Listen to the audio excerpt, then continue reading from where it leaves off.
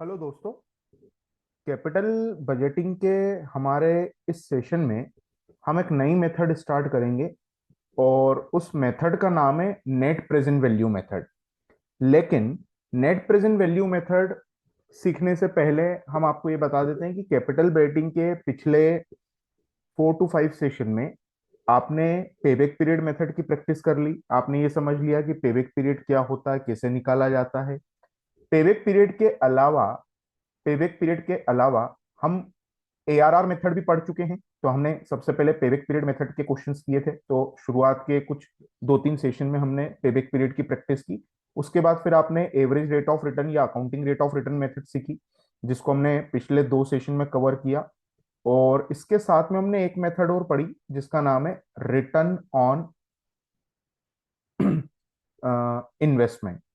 तो हमने total 3 method सीखी है हमारे कैपिटल बेटिंग के पिछले 4 to 5 सेशन में। और ये जो तीनों मेथड है, ये तीनों मेथड जिस टेक्निक में आती है उस टेक्निक को हम बोलते हैं नॉन डिस्काउंटिंग टेक्निक। और ये डिस्काउंटिंग और नॉन डिस्काउंटिंग टेक्निक क्या होता है, तो ये हमने आपको कैपिटल बेटिंग के पहले सेशन में वेरी फर्स्ट सेशन में बताया था कि 2 प्रकार की टेक्निक होती है कैपिटल बेटिंग में। एक डिस्काउंटिंग टेक्निक होती है, एक नॉन डिस्काउंटिंग टेक्निक होती है। और नॉन डिस्काउंटिंग टेक्निक में टोटल 3 मेथड आती है, जिसमें सबसे पहली मेथड का नाम है payback period method, second method का नाम है average rate of return method और थर्ड मेथड का नाम है रिटर्न ऑन इन्वेस्टमेंट मेथड। अब हमारा जो करंट सेशन है इसमें हम एनपीवी मेथड से शुरुआत करेंगे, नेट प्रेजेंट वैल्यू मेथड से शुरुआत करेंगे। लेकिन net present value method start करने से पहले हम आपको ये बता देते हैं कि टोटल हमें अब 4 मेथड और सीखना है, जिसमें पहली मेथड का नाम है net present value method. Second method जो हम नेट प्रेजेंट वैल्यू के साथ ही सीख लेंगे, इट मींस ये मेथड भी हम आज ही सीखेंगे, इसका नाम है प्रॉफिटेबिलिटी इंडेक्स मेथड। और इस प्रॉफिटेबिलिटी इंडेक्स का एक नाम और होता है, ये भी आपको याद रखना है क्योंकि कई बार एग्जामिनेशन में इस नाम से भी पूछा जाता है, बेनिफिट कॉस्ट रेशियो। तो ये प्रॉफिटेबिलिटी इंडेक्स के सेकंड नेम है। थर्ड मेथड है internal rate of return. Internal rate of return total 7 method होती है, 3 नॉन डिस्काउंटिंग टेक्निक में आती है, 4 मेथड डिस्काउंटिंग टेक्निक में है। और फोर्थ मेथड का नाम है discounted payback period. Discounted pay back period. So there are total 7 method in capital budgeting. Total 7 method होती है, जिसमें से 3 मेथड आती है नॉन डिस्काउंटिंग टेक्निक में, 4 मेथड आती है डिस्काउंटिंग टेक्निक में। तो हमें ये अब 4 मेथड सीखना है। हमने नॉन डिस्काउंटिंग टेक्निक की मेथड सीख ली, अब हमें डिस्काउंटिंग टेक्निक से शुरुआत करना है। डिस्काउंटिंग टेक्निक से शुरुआत करना है इस सेशन में। और डिस्काउंटिंग टेक्निक में जो 2 मेथड हम आज के सेशन में सीखेंगे, वो 2 मेथड है, एक नेट प्रेजेंट वैल्यू मेथड और एक है आपकी प्रॉफिटेबिलिटी इंडेक्स मेथड। तो जैसे एआरआर और आरओआई के फॉर्मूले में सिर्फ थोड़ा सा चेंज होता है और दोनों चीजें निकल जाती है, वैसे ही एनपीवी मेथड और प्रॉफिटेबिलिटी इंडेक्स मेथड में भी सिर्फ थोड़ा सा फॉर्मूले में चेंज है, बाकी एक ही फॉर्मूले से लगभग दोनों चीजें कैलकुलेट हो जाती है। अब देखिए, सबसे पहले आपके सामने कैपिटल वेटिंग की 7 मेथड के नाम लिखे हैं, जिसमें से 3 मेथड आती है नॉन डिस्काउंटिंग टेक्निक में और ये जो 4 मेथड है ये आती है डिस्काउंटिंग टेक्निक में। अब सवाल ये है कि इसे डिस्काउंटिंग टेक्निक क्यों कहा जाता है, हम इसे डिस्काउंटिंग टेक्निक क्यों कहते हैं। तो देखिए, हमने आपको पहले जो हमारा कैपिटल बेटिंग का फर्स्ट सेशन था उसमें हमने आपको ये बात बताई थी कि इसे डिस्काउंटिंग टेक्निक इसलिए कहा जाता है क्योंकि ये जो चारों मेथड आपके सामने स्क्रीन पे लिखी है, इस मेथड में कैलकुलेशन करने से पहले आपको निकालना होगा प्रेजेंट वैल्यू फैक्टर। और इस प्रेजेंट वैल्यू फैक्टर को ही हम डिस्काउंटिंग फैक्टर कहते हैं। इस प्रेजेंट वैल्यू फैक्टर को हम डिस्काउंटिंग फैक्टर भी कहते हैं, या इसे हम कट ऑफ रेट भी कहते हैं। कट ऑफ रेट, या इस प्रेजेंट वैल्यू फैक्टर को हम कॉस्ट ऑफ कैपिटल भी कहते हैं। कॉस्ट ऑफ कैपिटल भी कहते हैं, या इस प्रेजेंट वैल्यू फैक्टर को हम रिक्वायर्ड रेट ऑफ रिटर्न भी कहते हैं। इट मींस ये प्रेजेंट वैल्यू फैक्टर के ही अलग अलग हमने क्या लिख दिए, नेम लिख दिए। ठीक है, और ये बात हम आपको पहले सेशन में भी बता चुके हैं, जो कैपिटल बेटिंग का हमारा पहला सेशन था उसमें हमने आपको ये बात बताई थी कि जो डिस्काउंटिंग टेक्निक होती है उसमें प्रॉफिट निकालने के बाद प्रॉफिट का मल्टीप्लाई प्रेजेंट वैल्यू फैक्टर से करते हैं, उसके बाद हम इसको फॉर्मूले में पुट करते हैं। तो हमें सबसे पहले इस सेशन में स्टार्ट करना है, सीखना है, समझना है नेट प्रेजेंट वैल्यू मेथड और प्रॉफिटेबिलिटी इंडेक्स मेथड।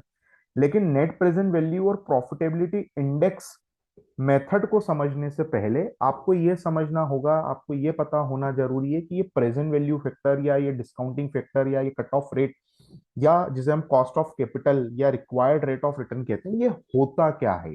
तो देखिए ध्यान दीजिएगा, सबसे पहले हम प्रेजेंट वैल्यू फैक्टर का कंसेप्ट समझ लेते हैं कि प्रेजेंट वैल्यू फैक्टर क्या होता है। फिर हम नेट प्रेजेंट वैल्यू मेथड की बात करेंगे, फिर हम प्रॉफिटेबिलिटी इंडेक्स मेथड की बात करेंगे। तो सबसे पहले प्रेजेंट वैल्यू फैक्टर क्या होता है। तो आपको सिर्फ इतना याद रखना है कि प्रेजेंट वैल्यू फैक्टर एक ऐसा रेट होता है, प्रेजेंट वैल्यू फैक्टर एक ऐसा रेट होता है जिससे हम किसी भी चीज की प्रेजेंट वैल्यू पता करते हैं। किसी भी चीज की प्रेजेंट वैल्यू पता करने का मतलब यह हुआ कि आपको जो फ्यूचर में पैसा मिलेगा या आपके पास से जो फ्यूचर में पैसा जाएगा, ठीक है, सपोज मैंने आपको कहा कि आप मुझसे 2 साल बाद 10,000 रुपये ले लीजिए, या मैंने आपको कहा कि आप मुझसे 4 साल बाद 1 लाख रुपए ले लीजिए, या मैंने आपसे कहा कि I will pay you 5 lakh rupees after 8 year. तो आपको जो मैं पैसा देने वाला हूं या मैंने आपको जो पैसा देने का कहा है वो 2 साल बाद, 4 साल बाद या 8 साल बाद देने का कहा है। अब मैं चाहता हूं या आप चाहते हैं कि जो पैसा आपके पास 2 साल बाद, 5 साल बाद, 8 साल बाद आ जाएगा, उस पैसे की प्रेजेंट वैल्यू कितनी है, उस पैसे की आज की कीमत कितनी है।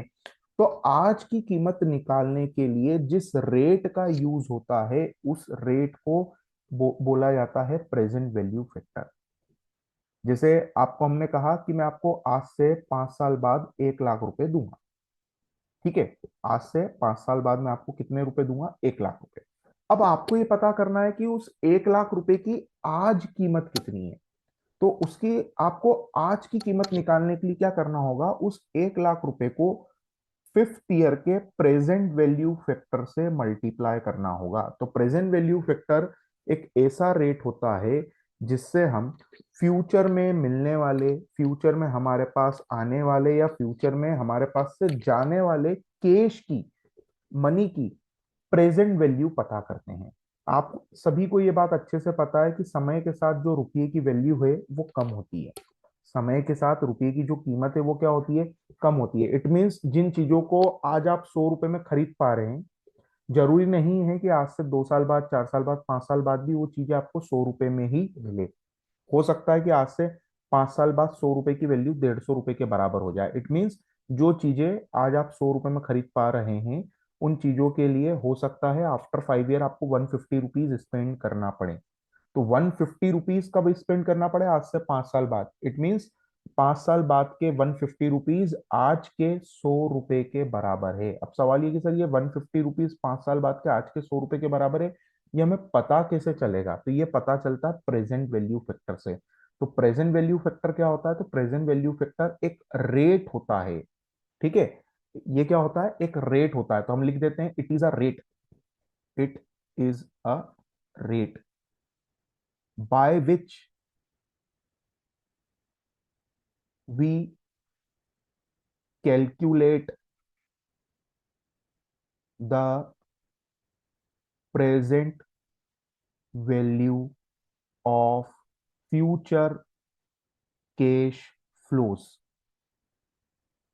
It means present value factor एक रेट होता है जिससे हम फ्यूचर के कैश फ्लो की, फ्यूचर का कैश फ्लो मीन्स फ्यूचर में जो पैसा आया है या फ्यूचर में जो पैसा आपके पास से गया है, या फ्यूचर में जो पैसा आपके पास आएगा या फ्यूचर में आपके पास से जो पैसा जाएगा। फ्यूचर मतलब 4 साल बाद, 5 साल बाद जो पैसा आने वाला है या आपके पास से जो पैसा जाने वाला है, उसकी प्रेजेंट वैल्यू निकालने के लिए जो रेट होता है उसी को हम प्रेजेंट वैल्यू फैक्टर कहते हैं। तो ये प्रेजेंट वैल्यू फैक्टर क्या होता है, it is a rate by which we calculate the present value of future cash flow. भविष्य में आने वाले या भविष्य में हमारे पास से जाने वाले कैश की प्रेजेंट वैल्यू जिस रेट से निकाली जाती है उस रेट को, उस फैक्टर को ही प्रेजेंट वैल्यू फैक्टर कहा जाता है।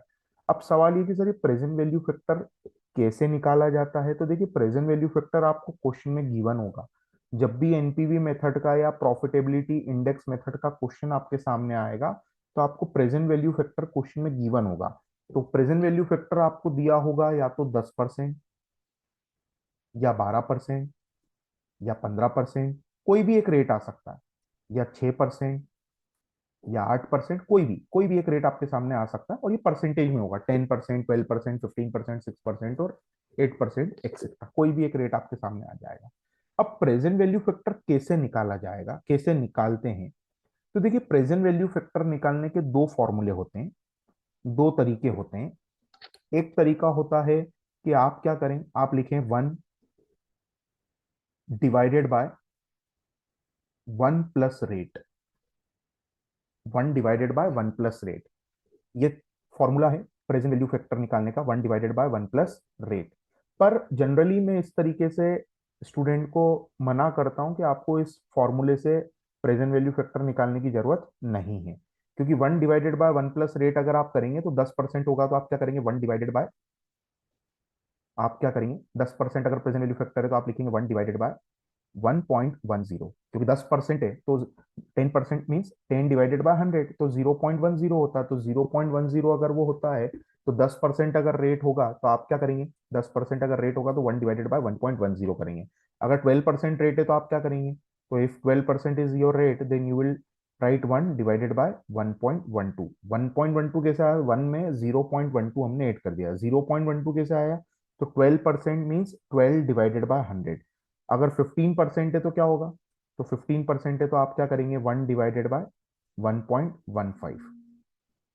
6% है तो आप क्या करेंगे, तो 6% है तो आप करेंगे 1 डिवाइडेड बाय 1.06। अब देखिए, मैं मना क्यों करता हूं कि इस तरीके से नहीं निकालें, क्योंकि क्या होता है, कुछ स्टूडेंट का अगर मैथमेटिक्स वीक है और 6% अगर रेट दे दिया या 8% रेट दे दिया, तो एग्जाम में क्या करते हैं गड़बड़ी में, 1 डिवाइडेड बाय 1.6 कर देते हैं, या 1 डिवाइडेड बाय 1.8 कर देते हैं, या 1 डिवाइडेड बाय 1.9 कर देते हैं। तो जब रेट 6%, 8%, 9%, 7%, 5% होता है, तो 1 divided bye 0.6, 1 divided bye 1.06, 1 divided bye 1.07, 1 divided bye 1.08 किया जाता है। अगर गलती से आपने 1.6, 1.8, 1.9 लिख दिया, तो वो 60%, 80%, 90% हो जाता है। ठीक है, इसीलिए हम कभी भी इस तरीके से प्रेजेंट वैल्यू फैक्टर नहीं निकालेंगे। अगर 8% दिया होगा तो आपको क्या करना है, 1 डिवाइडेड बाय 1.08। तो एक तरीका तो ये होता है प्रेजेंट वैल्यू फैक्टर निकालने का, जिसे हम जनरली प्रिफर नहीं करेंगे, क्योंकि इसमें आप गलती कर सकते हो, इसमें आप गलती कर सकते हो। तो जिस काम को करने से गलती होने के चांस होंगे, उस काम को हम नहीं करेंगे। तो एक पैटर्न तो ये है प्रेजेंट वैल्यू फैक्टर निकालने का। आपने क्या किया, इसको डिवाइड कर दिया और उसके बाद कुछ नहीं करना है, कैलकुलेटर पे आपको बस इक्वल टू प्रेस करते जाना है। अगर आप इक्वल टू प्रेस करते जाएंगे बार बार, तो आपको प्रेजेंट वैल्यू फैक्टर मिल जाएगा। 5 साल तक करना है तो 5 बार इक्वल टू प्रेस कीजिए, 8 साल तक करना है 8 बार तक इक्वल टू प्रेस कीजिए, 9 बार करना है, 9 टाइम्स करना है तो 9 टाइम्स आप क्या करेंगे, इक्वल टू प्रेस करेंगे। तो एक पैटर्न, तो एक तरीका तो ये है प्रेजेंट वैल्यू फैक्टर निकालने का। तो इसे हमें यूज नहीं करना है, डोंट यूज दिस मेथड। इसे आप यूज ना करें। क्यों ना करें, क्योंकि अगर आपने इस तरीके से प्रेजेंट वैल्यू फैक्टर निकाला तो आप गलती कर सकते हैं। मैंने ये बिल्कुल भी नहीं बोला है कि आप गलती कर देंगे, आप गलती कर सकते हैं, तो हमें गलती नहीं करना है। तो हम प्रेजेंट वैल्यू फैक्टर इस तरीके से नहीं निकालेंगे। तो सवाल ये कि सर फिर हम प्रेजेंट वैल्यू फैक्टर कैसे निकालेंगे? तो हम प्रेजेंट वैल्यू फैक्टर निकालने के लिए दूसरा तरीका यूज करेंगे, जिसमें हम 1 डिवाइडेड बाय 1 प्लस रेट की जगह 100 डिवाइडेड बाय 100 प्लस रेट लिखेंगे, 100 डिवाइडेड बाय 100 प्लस रेट। अब देखिए, इस तरीके से जब प्रेजेंट वैल्यू फैक्टर निकालना होगा, जब हम इस तरीके से प्रेजेंट वैल्यू फैक्टर निकालेंगे, तो हम क्या करेंगे, देखिए एकदम आसान है, इसमें गलती भी नहीं होगी। अगर आपका रेट 10% है, अगर आपका रेट 12% है, अगर आपका रेट 15% है, अगर आपका रेट 8% है, अगर आपका रेट 5% है, मतलब आपका कोई भी रेट हो, आपको प्रेजेंट वैल्यू फैक्टर कैसे निकालना है और क्या करेंगे आप सबसे पहले कैलकुलेटर पे लिखेंगे 100। फॉर्मूला ही क्या है, 100 डिवाइडेड बाय 100 प्लस रेट। तो उसके बाद डिवाइड प्रेस करेंगे और 100 प्लस रेट, रेट कितना है 10% है, तो आप लिखेंगे 100 प्लस 10 कितना हो जाएगा 110। अगर 12% है तो 100 डिवाइडेड बाय 112। 15% है तो 100 डिवाइडेड बाय 115। 8% है तो 100 डिवाइडेड बाय 108। अब देखिए बिल्कुल भी गलती नहीं होगी। 5% है तो 100 डिवाइडेड बाय 100 प्लस रेट है तो 105। 100 प्लस 5 कितना होगा 105। तो आपको क्या करना है, इफ योर रेट इज 10% तो आप 100 डिवाइडेड बाय 110। 12 है तो 100 डिवाइडेड बाय 112। 15 है तो 100 डिवाइडेड बाय 115। 8 है तो 100 डिवाइडेड बाय 108 और 5 है तो 100 डिवाइडेड बाय 105 आप करेंगे। ये कर दिया आपने। अब आपको इसके बाद क्या करना है, इसके बाद आप कैलकुलेटर के थ्रू निकालेंगे। आपको मोबाइल के थ्रू प्रेजेंट वैल्यू फैक्टर बिल्कुल भी नहीं निकालना है। You will always use your calculator, क्योंकि देखिए एग्जामिनेशन में कैलकुलेटर अलाउड है, मोबाइल अलाउड नहीं है। तो आपको एक 100 रुपए का इन्वेस्टमेंट करना है और बाजार जाके आपको एक कैलकुलेटर लेकर आना है, अगर आपके पास कैलकुलेटर नहीं है तो। आप अगर मोबाइल से प्रेजेंट वैल्यू फैक्टर निकालेंगे तो मोबाइल से प्रेजेंट वैल्यू फैक्टर निकल तो जाएगा, आप सीख भी जाएंगे, लेकिन एग्जामिनेशन में मोबाइल अलाउड नहीं होता है, एग्जामिनेशन में कैलकुलेटर अलाउड होता है। तो आपको क्योंकि एग्जाम में करना कैलकुलेटर पे है तो आपके पास कैलकुलेटर भी होना चाहिए। तो आप क्या करेंगे, कैलकुलेटर पे प्रेजेंट वैल्यू फैक्टर कैसे निकलेगा, आपने 100 डिवाइडेड बाय 110 किया और साइंटिफिक कैलकुलेटर भी अलाउड नहीं है, तो नॉर्मल कैलकुलेटर होना चाहिए आपका, साइंटिफिक कैलकुलेटर नहीं होना चाहिए। तो आप क्या करेंगे, 100 डिवाइडेड बाय 110 करने लिखने के बाद कैलकुलेटर पे इक्वल टू प्रेस करेंगे। तो जैसे ही आप इक्वल टू प्रेस करेंगे आपको फर्स्ट ईयर का प्रेजेंट वैल्यू फैक्टर मिल जाएगा। आपको फर्स्ट ईयर का क्या मिल जाएगा, प्रेजेंट वैल्यू फैक्टर। उसके बाद आप एक बार इंटू प्रेस करेंगे और फिर आप इक्वल टू प्रेस करेंगे। तो जैसे ही आपने इंटू के बाद इक्वल टू प्रेस किया तो आपको सेकंड ईयर का मिलेगा, फिर इक्वल टू प्रेस करने पे थर्ड ईयर का, फिर इक्वल टू प्रेस करने पे फोर्थ ईयर, फिर equal to fifth year, equal to sixth year, equal to seventh year. मतलब इंटू आपको सिर्फ एक ही बार प्रेस करना है। तो जैसे ही आपने पहली बार इक्वल टू प्रेस किया था तो आपको फर्स्ट ईयर का प्रेजेंट वैल्यू फैक्टर मिला था। एक बार इंटू प्रेस करके इक्वल टू प्रेस करेंगे तो सेकेंड ईयर का मिलेगा, फिर आपको थर्ड ईयर का मिलेगा एंड सो ऑन, आपको आगे के ईयर के प्रेजेंट वैल्यू फैक्टर मिल जाएंगे। अब सवाल ये कि सर हम इनटू प्रेस क्यों कर रहे हैं, तो इनटू प्रेस करने का कारण सिर्फ इतना सा है कि जैसे आपने 100 डिवाइडेड बाय 110 किया और इक्वल टू प्रेस किया तो फर्स्ट ईयर का आ गया 0.909। अब आपको सेकेंड ईयर का निकालना है तो आप क्या करोगे, उस 0.909 में फिर से इंटू 100 और डिवाइडेड बाय 110 करना होता है। तो आप जैसे सिर्फ इंटू प्रेस करते हैं ना तो कैलकुलेटर की मेमोरी में ये बात फिट हो जाती है कि जो भी आंसर आएगा उसका मुझे इंटू करना है 100 में और डिवाइड करना है 110 से। तो प्रेजेंट वैल्यू फैक्टर निकालने के लिए इक्वल टू के बाद इंटू प्रेस इसलिए किया जाता है क्योंकि जैसे हम इंटू प्रेस करेंगे तो कैलकुलेटर की मेमोरी में ये बात फिट हो जाएगी कि जो भी आंसर है उसका इंटू होगा 100 में और डिवाइड होगा 110 से। तो आपको क्या करना है, 12% अगर रेट है तो आपने 100 डिवाइडेड बाय 112 किया, उसके बाद इक्वल टू प्रेस किया तो फर्स्ट ईयर का प्रेजेंट वैल्यू फैक्टर आ गया। अब सेकेंड ईयर का निकालना है तो एक बार इंटू प्रेस करें और इक्वल टू प्रेस करते हैं तो सेकेंड ईयर का आ जाएगा। थर्ड ईयर का निकालना है तो सिर्फ इक्वल टू प्रेस करना है, इंटू प्रेस नहीं करना है। एक बार आपने इंटू प्रेस कर दिया तो कैलकुलेटर इतना समझदार है कि वो समझ चुका है कि जो भी आंसर आ रहा है उसका इंटू करना 100 में और डिवाइड करना 112 से। तो जैसे आप इंटू प्रेस करके इक्वल टू प्रेस करेंगे third year, sorry, equal to into equal to third year आ गया, फिर सिर्फ equal to equal to equal to equal to, तो आपको एंड सो ऑन आगे की ईयर के प्रेजेंट वैल्यू फैक्टर मिल जाएंगे। 15% अगर दिया तो 100 डिवाइडेड बाय 115 करने के बाद इक्वल टू प्रेस किया, फर्स्ट ईयर का आया। फिर एक बार इंटू प्रेस करेंगे और सिर्फ इक्वल टू प्रेस करते जाएंगे तो आगे के ईयर के आपको प्रेजेंट वैल्यू फैक्टर मिलते जाएंगे।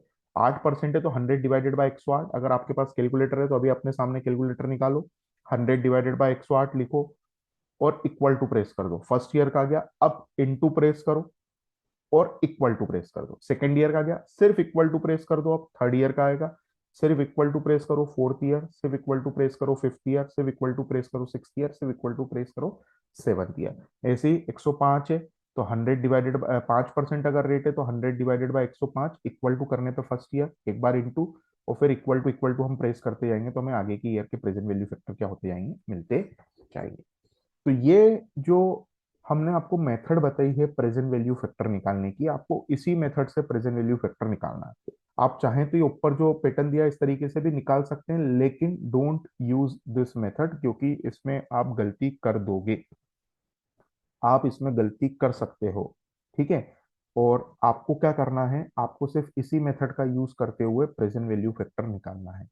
अब सवाल ये कि सर मेरे पास अभी कैलकुलेटर नहीं है, तो आपको एक कैलकुलेटर अगर आपके पास आज नहीं है तो आपको एनी हाउ कल कैलकुलेटर लेकर आना है प्रैक्टिस करने के लिए। ये आपके लिए एक इन्वेस्टमेंट है, और ये आपका एक अच्छा इन्वेस्टमेंट रहेगा, क्योंकि वो कैलकुलेटर आपकी एग्जाम में भी पूरी मदद करने वाला है। क्योंकि अगर आपने आज मोबाइल से निकाला, तो मोबाइल से जब प्रेजेंट वैल्यू फैक्टर निकालते हैं ना, तो कुछ मोबाइल्स में इस तरीके से प्रेजेंट वैल्यू फैक्टर निकल जाता है, लेकिन बाकी के जो मोबाइल है वो इस मेथोडोलॉजी को सपोर्ट नहीं करते हैं, इस मेथड को सपोर्ट नहीं करते हैं, तो उसके अंदर फिर प्रेजेंट वैल्यू फैक्टर निकालने की जो प्रोसेस है वो थोड़ी हेक्टिक हो जाती है।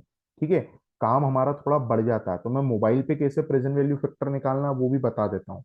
देखिए ध्यान दें, अगर आपके पास मोबाइल है तो मोबाइल पे कैसे प्रेजेंट वैल्यू फैक्टर निकलेगा, मैं आपको सिर्फ एक ही एग्जांपल दूंगा।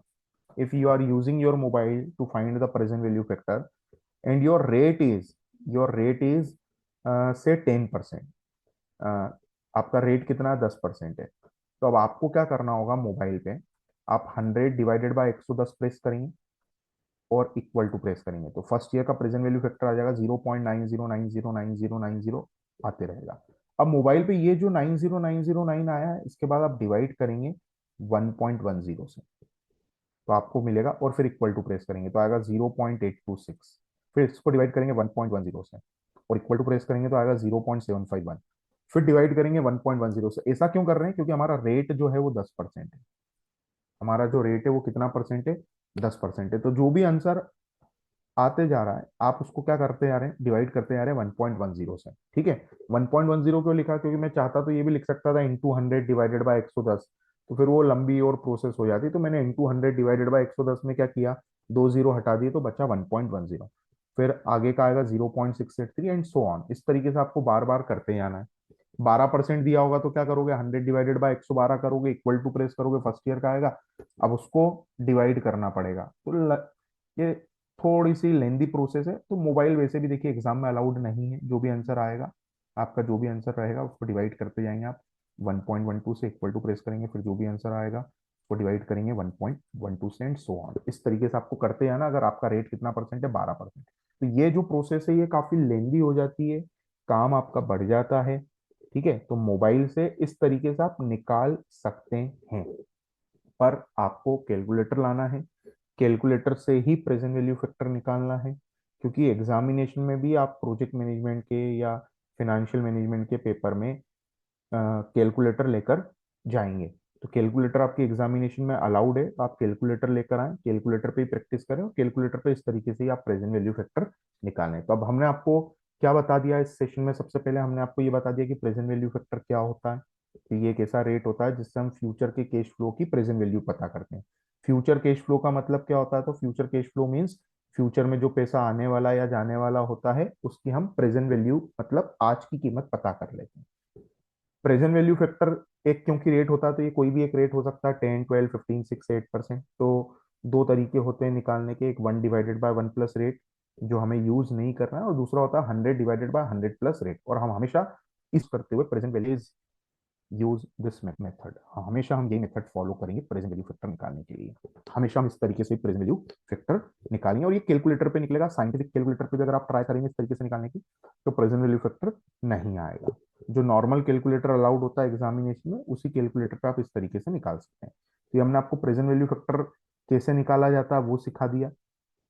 अब हमें आना है हमारी मेथड पे, और हमारी जो मेथड है उस मेथड का नाम है एनपीवी मेथड और प्रॉफिटेबिलिटी इंडेक्स मेथड। तो हम सबसे पहले एनपीवी मेथड डिस्कस करेंगे कि एनपीवी मेथड क्या होती है। तो देखिए, सबसे पहले हमारी मेथड का नाम है नेट प्रेजेंट वैल्यू मेथड। तो the name of your method is net present value method.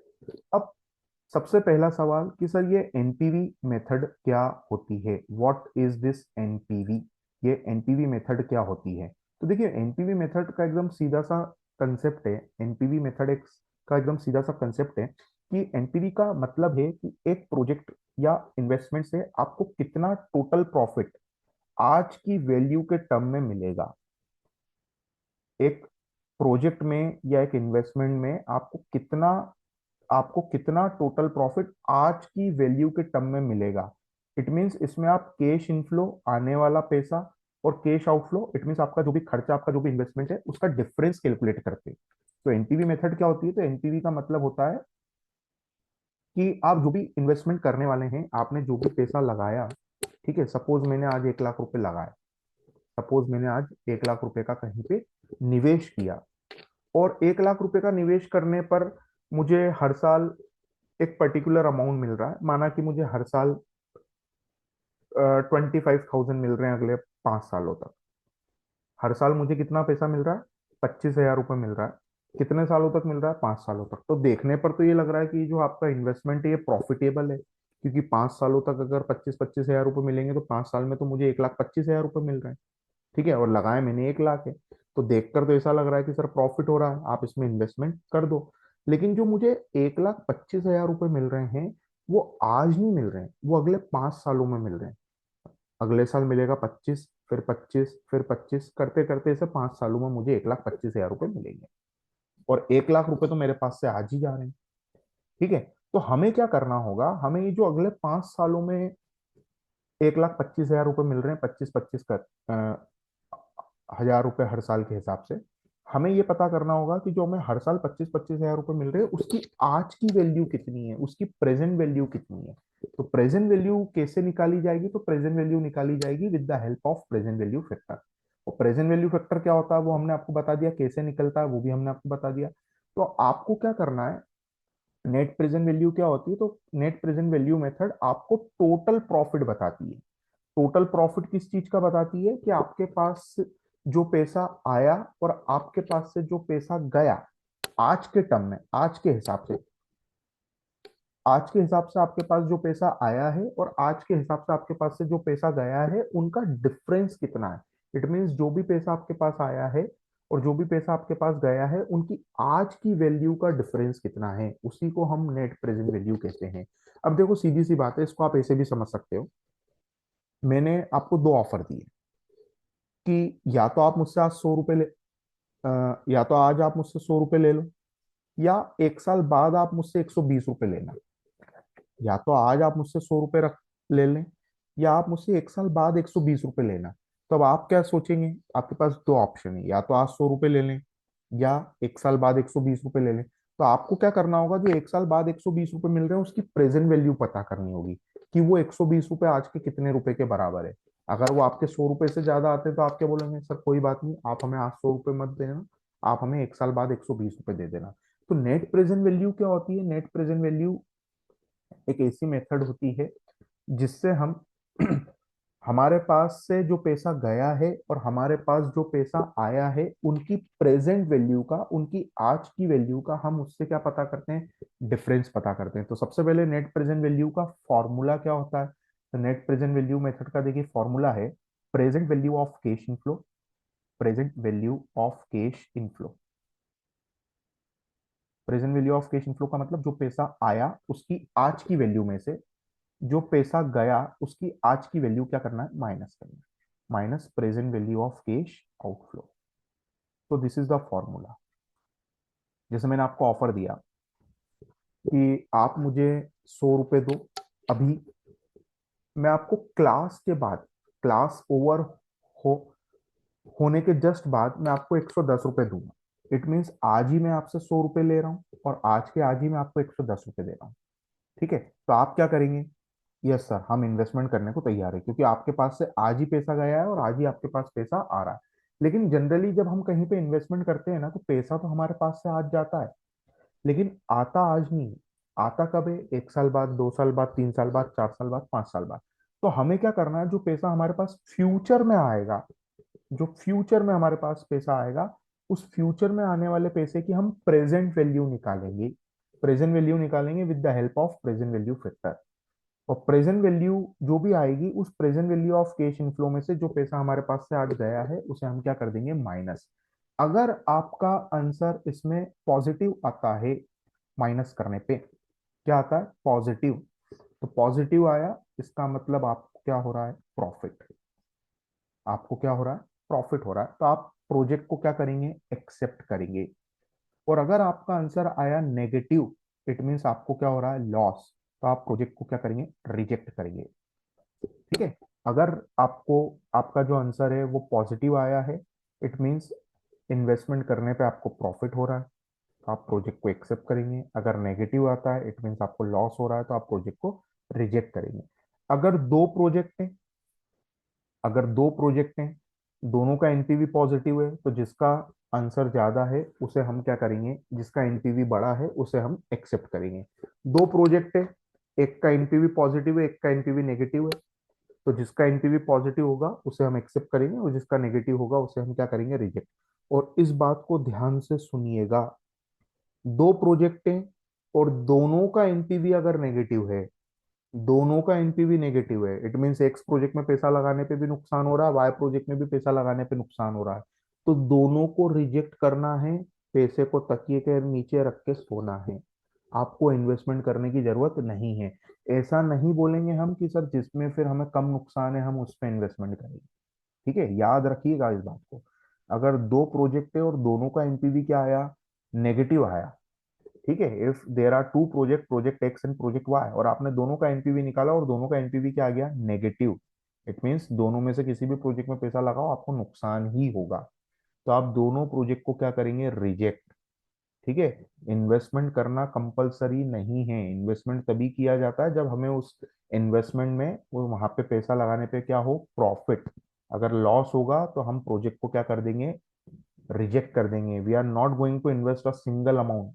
ठीक है, तो आपको इन्वेस्टमेंट करना नहीं। एक बार फिर से सुनना, दो प्रोजेक्ट है, दोनों का एनपीवी पॉजिटिव है, दोनों का एनपीवी पॉजिटिव है, तो जिसका एनपीवी ज्यादा है उसको सिलेक्ट करना है। If there are two project, एक का एनपीवी पॉजिटिव है, एक का एनपीवी नेगेटिव है, तो पॉजिटिव वाले में इन्वेस्टमेंट करेंगे, नेगेटिव वाले पर रिजेक्ट करेंगे। दो प्रोजेक्ट है और दोनों का एनपीवी नेगेटिव है, दोनों का एनपीवी क्या है, नेगेटिव, तो दोनों प्रोजेक्ट को रिजेक्ट करना है। ऐसा नहीं करेंगे सर जिसमें कम नुकसान है उसमें हम पैसा लगा देंगे, ठीक है, ऐसा नहीं करना है। दोनों का एनपीवी अगर नेगेटिव होगा तो क्या करना है, पैसे को तकिए के नीचे रखकर सोना है, कहीं भी इन्वेस्टमेंट करने की जरूरत नहीं है। ठीक है, तो हमने एनपीवी का कंसेप्ट बता दिया। अब प्रॉफिटेबिलिटी इंडेक्स की भी हम बात कर ही लेते हैं हाथों हाथ। प्रॉफिटेबिलिटी इंडेक्स जो होता है, देखिए, प्रॉफिटेबिलिटी इंडेक्स में लगभग वही फॉर्मूला आपको यूज करना है जो एनपीवी में फॉर्मूला लिखा है, बस थोड़ा सा आपको चेंज करना है। प्रॉफिटेबिलिटी इंडेक्स का एक नाम और होता है, और ये नाम मैं बार बार आपको बताऊंगा, क्योंकि एग्जामिनेशन में अगर इस नाम से आ जाता है ना तो बच्चे कंफ्यूज हो जाते हैं कि सर ये तो हमने पढ़ा ही, जबकि आप पढ़ रहे हैं। ठीक है, एक और नाम क्या है इसका, बेनिफिट कॉस्ट रेशियो, तो कंफ्यूज बिल्कुल भी नहीं होना है। This is the second name of profitability index method. तो प्रॉफिटेबिलिटी इंडेक्स का फॉर्मूला क्या है, तो देखिए मुझे भी याद नहीं है फॉर्मूला, जो फॉर्मूला ऊपर लिखा है वही फॉर्मूला यूज करते हैं। तो क्या करना है प्रॉफिटेबिलिटी इंडेक्स में, तो present value of cash inflow minus present value of cash outflow नहीं करना है, उसकी जगह डिवाइड करना है। ये फॉर्मूला है, कितना आसान है। Present value of cash inflow minus करने की जगह डिवाइड कर देना। क्या कर देना, divide present value of cash outflow से। तो सवाल ये कि सर इससे हमें पता क्या चलेगा, तो इससे आपको जो आंसर मिलेगा वो 1 रुपए के टर्म में मिलेगा। 1 रुपए के टर्म में मिलेगा का मतलब ये होता है कि आपको प्रॉफिटेबिलिटी इंडेक्स, एक तरह से हम ये बोल सकते हैं कि ये देखना है कि आपका जो इन्वेस्टमेंट है वो कितना इफिशिएंट है, आपका जो इन्वेस्टमेंट है वो कितना इफिशिएंट है। ये हमें प्रॉफिटेबिलिटी इंडेक्स से पता चलता है कि आपका जो इन्वेस्टमेंट है वो कितना इफिशिएंट है। इसका मतलब हर 1 रुपए का इन्वेस्टमेंट करने पर आपको कितना रिटर्न आएगा, आपको हर 1 रुपए का इन्वेस्टमेंट करने पर कितना रिटर्न आएगा। तो प्रॉफिटेबिलिटी इंडेक्स से हम क्या देखते हैं कि हमारा जो इन्वेस्टमेंट है वो कितना इफिशिएंट है, इट मींस हर 1 रुपए का इन्वेस्टमेंट करने पर हमें कितना रिटर्न मिलेगा। अब देखिए इसके अंदर कमेंट कैसे करते हैं, जैसे फॉर एग्जांपल आपका present value of cash inflow आया 1.5 लाख रुपए, और present value of cash outflow है आपका 1 लाख रुपए, तो आपने 1.5 लाख को 1 लाख से डिवाइड किया, आपका आंसर आया 1.5। इसका मतलब 1 रुपए का इन्वेस्टमेंट करने पे हमें 1.5 रुपए मिलेंगे। 1 रुपए का इन्वेस्टमेंट करने पे हमें कितना मिलेगा? 1.5 रुपए। तो प्रॉफिटेबिलिटी इंडेक्स जो होता है, जो आपका प्रॉफिटेबिलिटी इंडेक्स होता है, प्रॉफिटेबिलिटी इंडेक्स या तो ग्रेटर देन बनाएगा, एक से बड़ा आएगा। तो एक से बड़ा आएगा, इट मीन्स जो इन्वेस्टमेंट है वो प्रॉफिटेबल है। इन्वेस्टमेंट क्या है? प्रॉफिटेबल, और हमें इन्वेस्टमेंट करना चाहिए। ठीक है, हमें इन्वेस्टमेंट करना चाहिए, इट मीन्स हम क्या करेंगे? एक्सेप्ट करेंगे। Profitability index, if profitability index अगर एक से ज्यादा है, इसका मतलब 1 रुपया लगाने पे आपको 1 रुपए से ज्यादा रिटर्न मिलेगा। जैसे 1.5 लाख डिवाइडेड बाय 1 लाख किया तो 1.5 आएगा profitability index. Present value of cash inflow 1.5 lakh है, present value of cash outflow 1 lakh है। इट मीन्स आपके पास से आज 1 लाख रुपए जा रहे हैं और आज के आज ही 1.5 लाख रुपए आ रहे हैं। तो आप जब क्या करेंगे? डिवाइड, यहाँ पे जैसे मैंने कर दिया डिवाइड, ये 1.5 लाख लिखा, आया 1 लाख, 1.5 लाख गया, 1 लाख था। डिवाइड करने पर आंसर कितना आ गया? 1.5। इट मीन्स आज के आज ही 1 रुपए लगाने पर हमें 1.5 रुपए मिल रहे हैं। ठीक है, आज के आज ही 1 रुपए लगाने पर हमें कितने रुपए मिल रहे हैं? 1.5 रुपए। तो अगर प्रॉफिटेबिलिटी इंडेक्स 1 रुपए से ज्यादा है, प्रॉफिटेबिलिटी इंडेक्स अगर ग्रेटर देन 1 है, तो हम क्या करेंगे? हम इन्वेस्टमेंट करेंगे। अगर आपका प्रॉफिटेबिलिटी इंडेक्स इक्वल टू 1 है, इक्वल टू 1 कब होगा? तो जब इनफ्लो और आउटफ्लो क्या होंगे? सेम होंगे। इट मीन्स आपको ना प्रॉफिट हो रहा है ना आपको लॉस हो रहा है, तो ये आपका ब्रेक इवन है। ये आपका ब्रेक इवन है। जनरली ऐसा होता नहीं है, और अगर ऐसा होता है तो उस रेट को बी IRR बोलते हैं। वो हम जब IRR मेथड पढ़ेंगे तब हम आपको एक्सप्लेन करेंगे। आपको तो सिर्फ इतना याद रखना है कि प्रॉफिटेबिलिटी इंडेक्स या तो ग्रेटर देन 1 आएगा, या प्रॉफिटेबिलिटी इंडेक्स आपका लेस देन 1 आएगा। प्रॉफिटेबिलिटी इंडेक्स कितना आएगा? एक से छोटा। तो अगर आपका प्रॉफिटेबिलिटी इंडेक्स एक से कम आया, इट मीन्स आपका जो इन्वेस्टमेंट है वो प्रॉफिटेबल नहीं है, इसमें इन्वेस्टमेंट करने पे आपको लॉस होगा, और लॉस होगा तो आप इसको क्या करेंगे? रिजेक्ट करेंगे। देखो सीधा सा है, मैं इसको उल्टा कर देता हूँ, चेंज कर देता हूँ। जो ऊपर मैंने 1.5 लाख डिवाइडेड बाय 1 लाख लिखा था, उसको मैं 1 लाख डिवाइडेड बाय 1.5 लाख कर देता हूँ। इट मीन्स आपके पास आए हैं 1 लाख और गए हैं 1.5 लाख। आए कितने? इनफ्लो कितना हुआ? 1 लाख, और गए कितने? 1.5 लाख। कब? आज गए 1.5 लाख और आज के आगे आ गए 1 लाख। अब कुछ भी नहीं आएगा। ठीक है, तो ये इसको जब आप सॉल्व करोगे तो ये आएगा 0.67। कितना आएगा? 0.67। इट मीन्स मैंने आपको एक ऑफर दिया कि आप मुझे अभी 1.5 लाख रुपए दो, और क्लास ओवर होने के बाद आप मुझसे 1 लाख रुपए ले लेना। बताइए, आप इन्वेस्टमेंट करेंगे क्या? आप इन्वेस्टमेंट करेंगे क्या? नहीं करेंगे। ठीक है, 1 लाख रुपए ले लेना, इसका मतलब इसके बाद कहानी खत्म, इसके बाद आपको कोई पैसा नहीं मिलेगा। अगर आप तैयार हैं तो मेरा मोबाइल नंबर आपके पास है, आप उसके ऊपर 1.5 लाख रुपए ट्रांसफर कर देना। 2 मिनट बाद हाथों हाथ मैं आपको 1 लाख रुपए ट्रांसफर कर दूंगा, हमारा हिसाब ओवर, हिसाब क्लियर। तो आप इन्वेस्टमेंट नहीं करेंगे, आप नहीं देंगे पैसा। क्यों नहीं देंगे? क्योंकि आपको नुकसान हो रहा है। आपके पास से 1.5 लाख रुपए जा रहे हैं और आपके पास आ कितने रहे? 1 लाख रुपए आ रहे हैं। ठीक है, इसके बाद अब आपके पास कोई पैसा नहीं आएगा, तो आप इन्वेस्टमेंट करेंगे नहीं। इट मीन्स आपके पास से 1 रुपया गया है और बदले में 0.67 पैसा आपके पास आया है। तो या इस इन्वेस्टमेंट से आपको क्या हो रहा है? लॉस। तो आप इन्वेस्टमेंट नहीं करेंगे। तो प्रॉफिटेबिलिटी इंडेक्स में बस ये याद रखते हैं कि जो पैसा आया है वो ग्रेटर देन 1 है। It means profitability index greater than 1 है या लेस देन 1 है। ग्रेटर देन 1 है तो एक्सेप्ट करते हैं, लेस देन 1 होता है तो रिजेक्ट करते हैं। तो हमने पूरा कंसेप्ट समझ लिया, प्रेजेंट वैल्यू फैक्टर क्या होता है वो सीख लिया। प्रेजेंट वैल्यू फैक्टर की हमें अब जरूरत पड़ेगी इन चारों मेथड में, एनपीवी में भी पड़ेगी, प्रॉफिटेबिलिटी इंडेक्स में भी पड़ेगी, और आईआरआर मेथड में भी हमें इसकी रिक्वायरमेंट रहेगी, और डिस्काउंटेड पेबैक पीरियड में भी हमें इसकी रिक्वायरमेंट होगी। तो प्रेजेंट वैल्यू फैक्टर क्या होता है ये हमने देख लिया, कैसे निकाला जाता है। एनपीवी मेथड क्या होती है इसका हमने आपको फॉर्मूला बता दिया, इसका हमने आपको कंसेप्ट बता दिया। और प्रॉफिटेबिलिटी इंडेक्स क्या होता है ये भी हमने आपको बता दिया। अब एक काम करते हैं, एक छोटा सा क्वेश्चन लेते हैं और उस क्वेश्चन को सॉल्व करते हैं, और इस सेशन को फिर हम ओवर करते हैं। चलिए, तो सबसे पहले आपके सामने एक question, let me paste the picture. हाँ, ये देखिए, क्वेश्चन नंबर आपके सामने है 8th नंबर।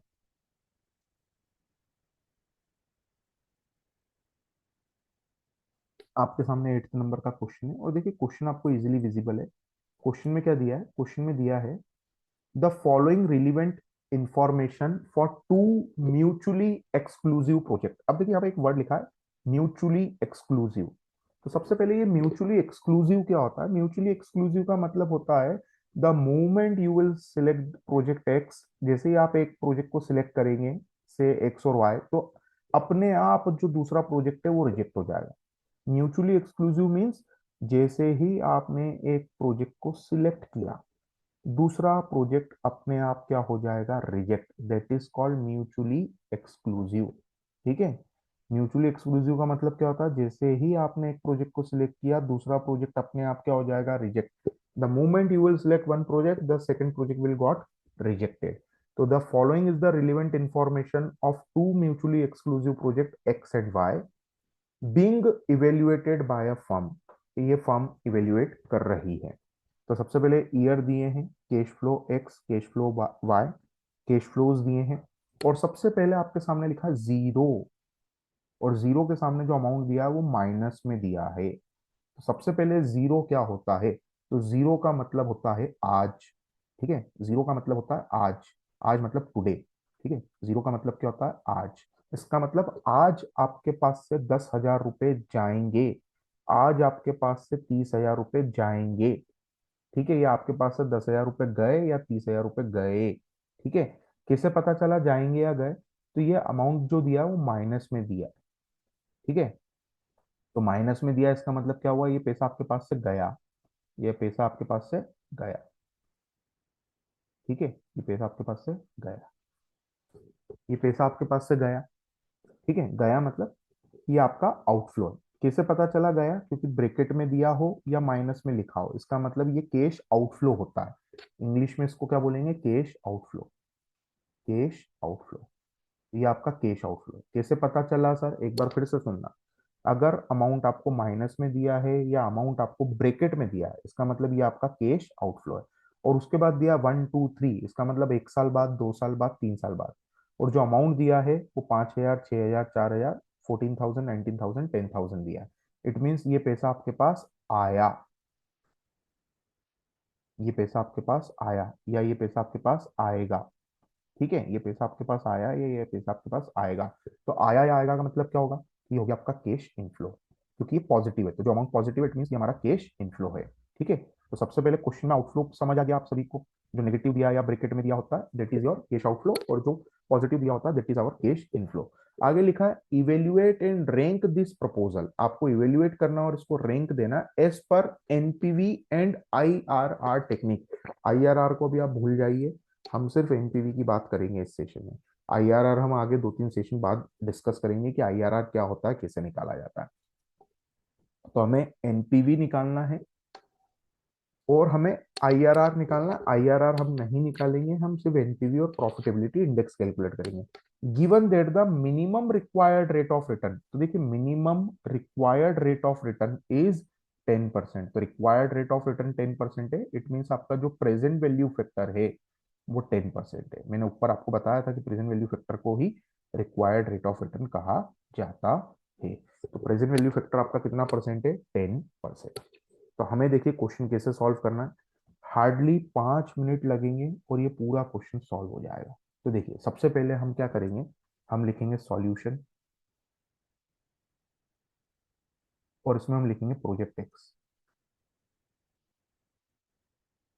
हम क्या लिखेंगे, प्रोजेक्ट एक्स।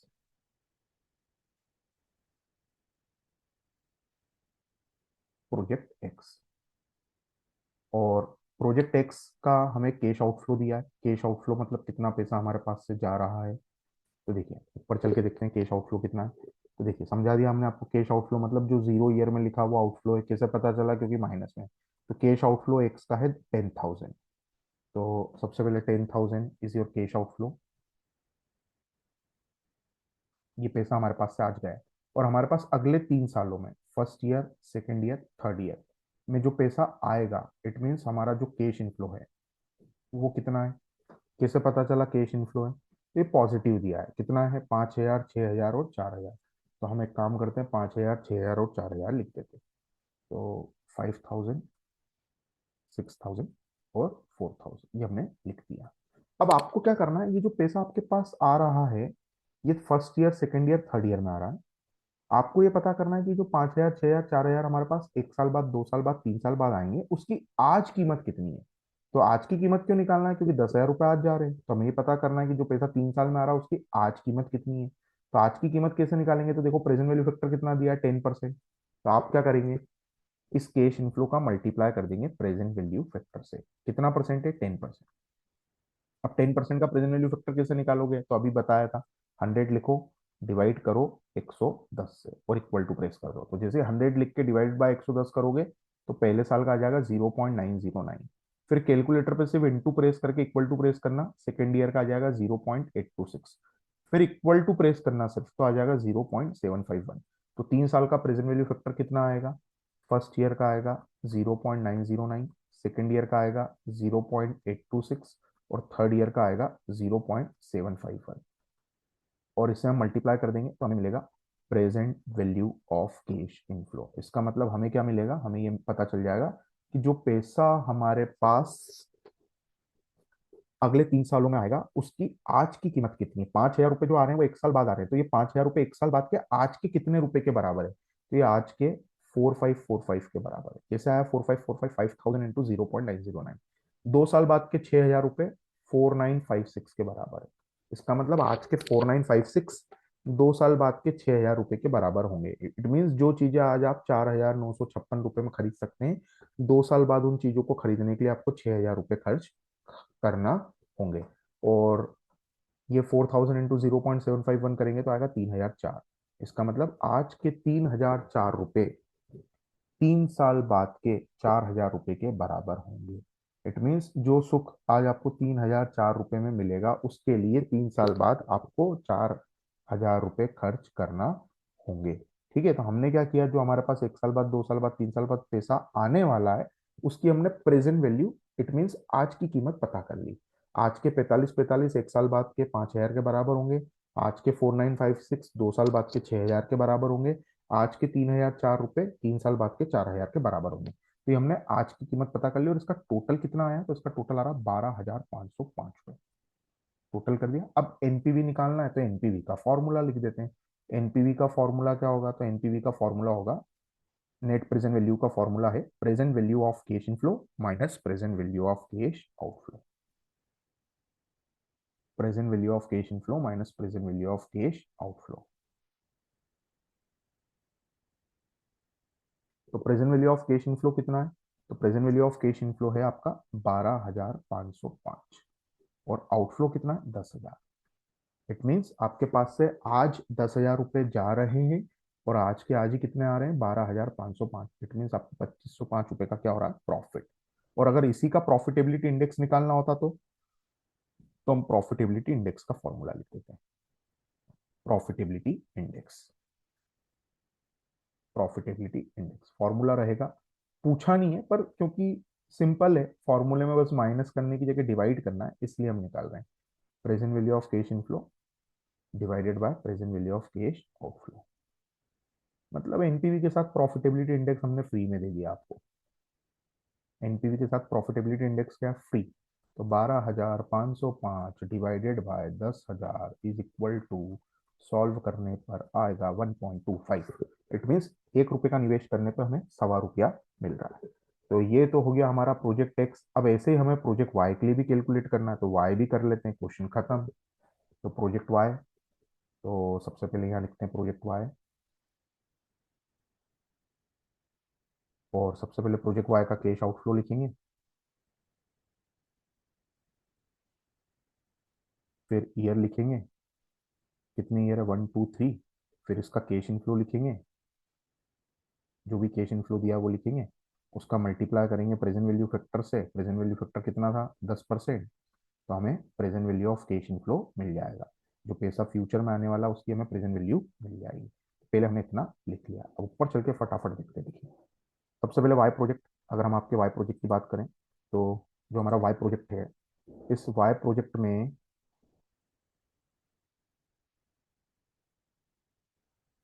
वाई का आउटफ्लो है 30,000, और इनफ्लो है 14 19 और 10, 14 19 और 10। 14 19 और 10, पहले तो 14 19 10 लिख लेते हैं। कैश इनफ्लो 14,000, 19,000 और 10,000, ये हमने लिखा। और आउटफ्लो कितना था? आउटफ्लो था 30,000। इट मीन्स आज आपको 30,000 रुपये देना है, 1 साल बाद हम आपको 14,000 देंगे, 2 साल बाद हम आपको 19,000 देंगे, 3 साल बाद हम आपको 10,000 देंगे। मल्टीप्लाई करना है इसको भी प्रेजेंट वैल्यू फैक्टर से, तो प्रेजेंट वैल्यू फैक्टर तो वही आएगा 0.909, 0.826, 0.751। सर ये कैसे आया? अरे भैया अभी ऊपर बताया हमने आपको, क्या करो, 100 लिखो, डिवाइड करो 110 से, इक्वल टू प्रेस कर देना, आ जाएगा 909। सिर्फ इनटू प्रेस करके इक्वल टू प्रेस कर देना, आ जाएगा 0.826, फिर इक्वल टू प्रेस कर देना, आ जाएगा 0.751, लिख दिया।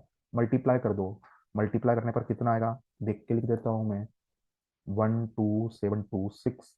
फिर 19,000 इंटू 0.826 करने पर आएगा 15694, और फिर 10,000 इंटू ये करने पर आएगा 7,510। टोटल लगा देना, टोटल आएगा 35,930 रुपये। अब क्या करना, अब एनपीवी निकाल लो। तो एनपीवी का formula present value of cash inflow, net present value का फॉर्मूला क्या होता है, present value of cash inflow minus present value of cash outflow. Present value of cash inflow minus present value of cash outflow,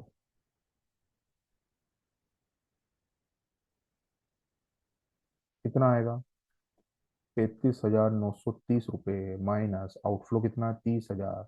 फायदा कितना हो रहा है, फायदा हो रहा है 5,930 रुपये का। ठीक है, 5,930 रुपये का।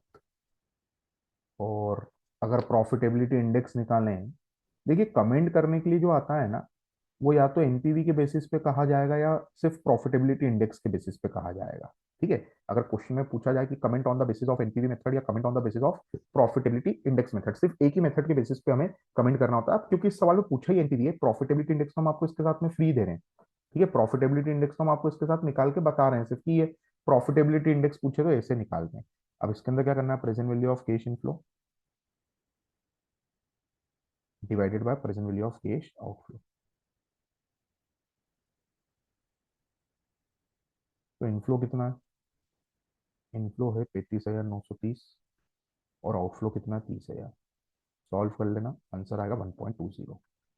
हमसे क्वेश्चन में पूछा क्या था, तो क्वेश्चन में हमसे पूछा है सिर्फ एनपीवी बताइए, सिर्फ क्या बताइए एनपीवी और आईआरआर। तो आईआरआर तो अभी हमने सीखा ही नहीं, तो हमें एनपीवी देखते हुए आंसर देना है। तो देखिए एनपीवी एक्स का कितना है 2505, इसका मतलब एक्स में पैसा लगाओगे तो 2505 रुपए का प्रॉफिट होगा, और वाई में लगाने पर प्रॉफिट कितना होगा 5,930 का।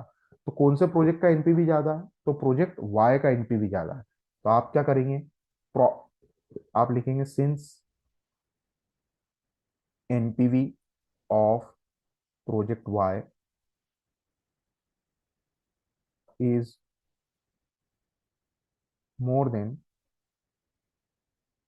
Project X, hence we will select project X. इसीलिए हम प्रोजेक्ट एक्स को क्या करेंगे, सिलेक्ट करेंगे। Since NPV of project Y, sorry hence we will select project, हो project Y, sorry project Y.